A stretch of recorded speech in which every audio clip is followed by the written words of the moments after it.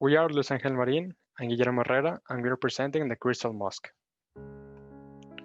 Mosques are really present in Malaysia since the official religion right there is the Islam. One of the most important mosques in this country is the Crystal Mosque. The uniqueness of this mosque has turned into a very popular tourist attraction.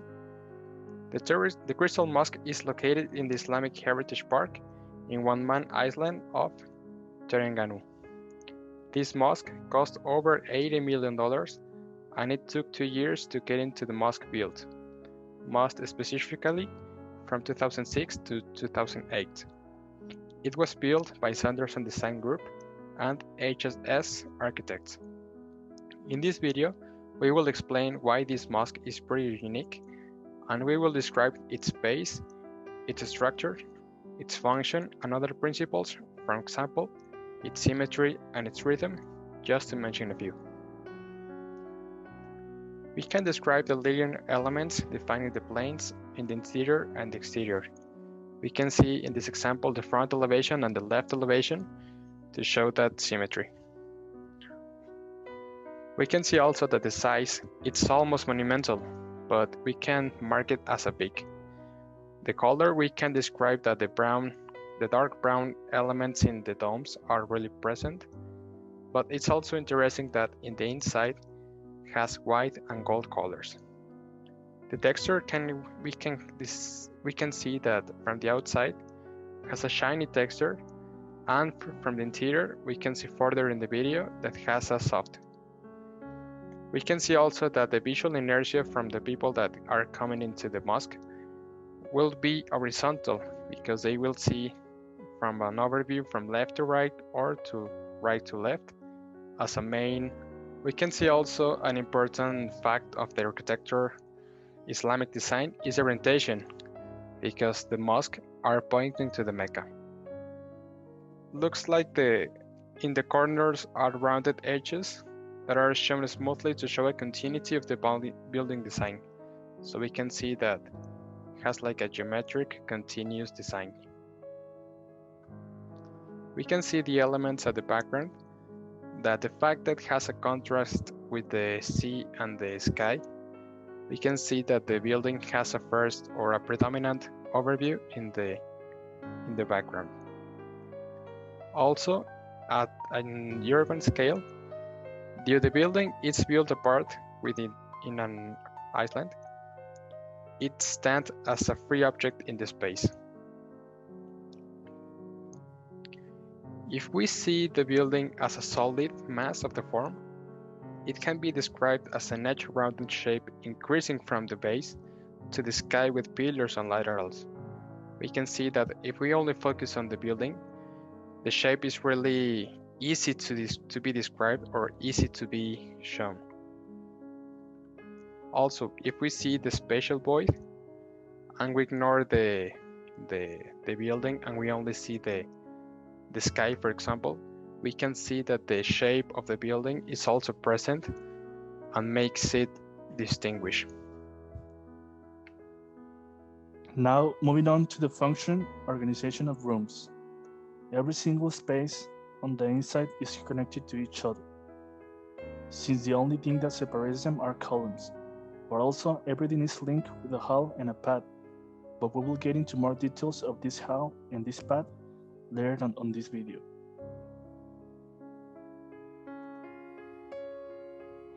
The spatial organization, it is centralized. Why? Because it has 4 minarets, one per corner of the building. On the center, it has the main dome or chandelier, which is the main prayer hall, and this one is surrounded with 8 smaller domes. People come to this mosque specifically to the main prayer hall, which, as I mentioned before, is a big chandelier, which is located on the center of the mosque. The approach is frontal, coming and standing directly from the Islamic Heritage Park to the man-made island called Pulau One Man. The entrance is projected. It is full of experiences, passing through a pointed arc from the Gothic order and Islamic order to a hall full of these same type of arcs. with little domes on the top. It has a projected entrance, since you enter to an open space, but then you have to walk several meters to actually enter to the mosque. About the form of the entrance, the main entrance has a pointed arc form. It contrasts with other features, such as the colors and shapes, because the mosque is full of this type of Islamic architecture, so you get familiar with these forms immediately approaching the building. The location of the entrance. The entrance is located on the center of the main facade through a pointed arc entrance. The visual reinforcements of the entrance. The entrance is visually reinforced with ornamentation and decorative elements, such as plasterwork and columns with colors that match the building itself, since the two colors that are presented the most in this mosque are white and gold. The configuration of the path. The configuration of the path is composite, since it is a straight way from the Islamic Heritage Park to the main entrance, but at a certain point it turns a spiral. There is this circle form or rotunda a few meters after you cross the first pointed arc of the main entrance, and right after that there is again a straight line just before entering the mosque. The path-space relationship. The path or the way to the main entrance is passing through a hall surrounded of grass, then moving to a circular-shaped building or rotunda with columns only and a roof, then immediately passing again to a hall full of pointed arcs right before entering to the inside of the mosque. About the circulation space, it is really interesting. The first path from the first pointed arc to the circle-shaped space, it is kind of an outer space, but then moving from the circle-shaped space to the hall that takes you directly to the inside of the mosque, it is all roof spaces, so it is no longer an outdoor space, we can say.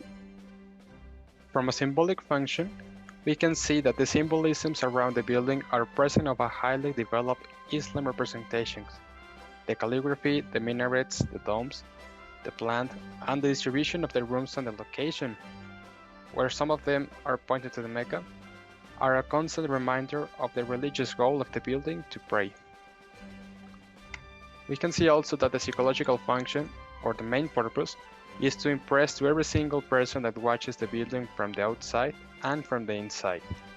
Also, the colors gives a sense of peace to feel the sensation that the mosque is a sacred place to the Ummah, so they will feel realized to pray in that place rather than other one. Now, moving on to the structure, proportion, and scale. According to the human scale, we can say that the mosque has a monumental scale from one minaret to another minaret.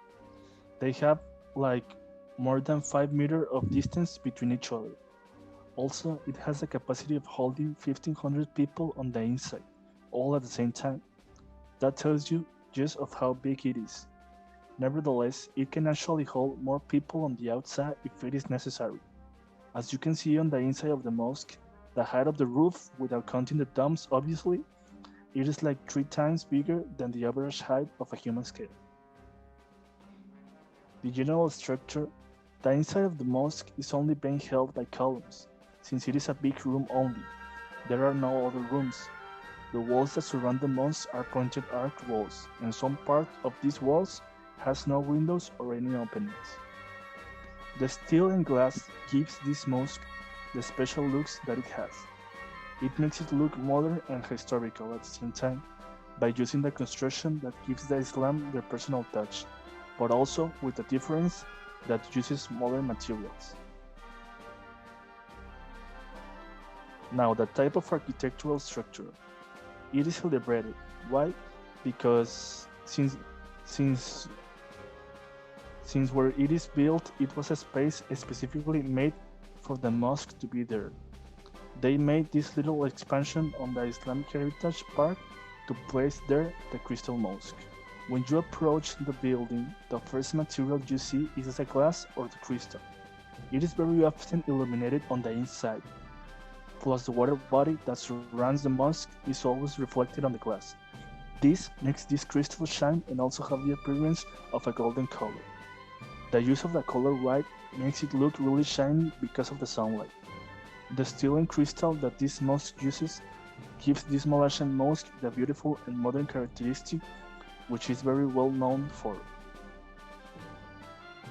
We can see as another principles, the axes can be easily represented, in this case from an overhead overview, from a vertical, and from the horizontal one.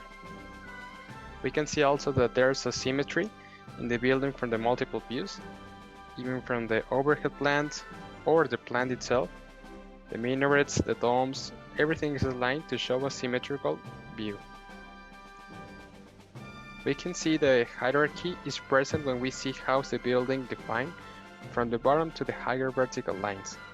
The minarets and the domes help to demonstrate the importance of the elements, but also around the building we can see some hierarchy elements of the Islamic architecture, as gardens and fountains.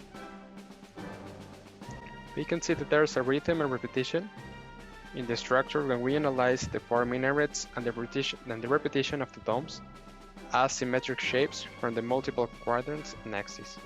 We can see from this view how is the geometrical representation of itself. This building has multiple references from the most important elements of the Islam mosques. It's a pure representation of a transformation due to the elements present as the minarets, onion domes, presence of certain colors as white and gold, calligraphy shown at some walls, the position and the orientation which is referencing to the Mecca, and the Islam symbols, for example the moon on the top of the center dome and the minarets. These symbols and architectural elements are a proper and well-established representation of the Islamic legacy in the architecture context. Now, in conclusion, the Crystal Mosque is one of the most important mosques in Malaysia. We might even say that it is the most important and most beautiful one. It is amazing how it combines aspects of the modern days, such as the display of lights it has at night when it turns its color to green, pink, red, and other colors, but also giving its respect to the main characteristics of a mosque, like the minarets or the domes. It is unique and really interesting how they use glass and crystal for the minarets and the domes. It is truly a masterpiece on the inside and on the outside. And now these are the references. Thank you very much. Thanks.